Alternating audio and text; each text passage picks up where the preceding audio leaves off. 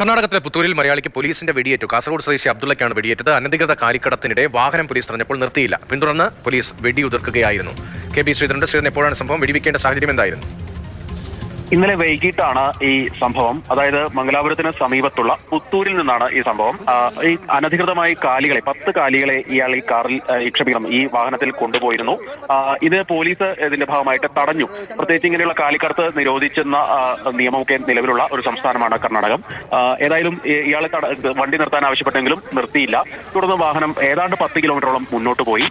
ഇതിനിടയിൽ പോലീസ് പലതവണ ഈ വാഹനം നിർത്തിക്കാനുള്ള ശ്രമമൊക്കെ നടത്തി. തുടർന്നാണ് പോലീസ് ഉദ്യോഗസ്ഥർ ഈ വാഹനത്തിന് നേരെ വെടിയുതിർക്കുന്നത്. ഈ അബ്ദുള്ളയുടെ കാലിലാണ് വെടിയേറ്റത്. ഇയാളെ പിന്നീട് മംഗളൂരുവിലെ ആശുപത്രിയിൽ പ്രവേശിപ്പിക്കുകയും ചെയ്തിരുന്നു. കൂടെ ഉണ്ടായിരുന്ന സഹായി അവിടെ നിന്ന് രക്ഷപ്പെടുകയാണ് ചെയ്തത്. ഏതായാലും അനധികൃത കാലിക്കടത്ത് ഉൾപ്പെടെയുള്ള വകുപ്പ് ചുമത്തി ഇയാൾക്കെതിരെ കേസ് എടുത്തിട്ടുണ്ട്. എന്താണ് വെടിവെക്കാനുണ്ടായ സാഹചര്യം എന്നുള്ളത് സംബന്ധിച്ച് വ്യക്തതയില്ല. ഇയാൾ പോലീസിനെ ഇങ്ങനെ ആക്രമിക്കാൻ ശ്രമിച്ചിരുന്നു തുടങ്ങിയ കാര്യങ്ങളൊക്കെ ഒരു വ്യക്തത ഇനിയും വരേണ്ടിയിരിക്കുന്നു. ഏതായാലും നിലവിൽ മംഗളൂരു പോലീസ് നൽകിയ വിശദീകരണം അനുസരിച്ച് ഇയാൾ വാഹനം നിർത്തിയില്ല. തുടർന്ന് വാഹനം നിർത്തിക്കാൻ വേണ്ടി വെടിയുതിർത്തു എന്നുള്ളതാണ്.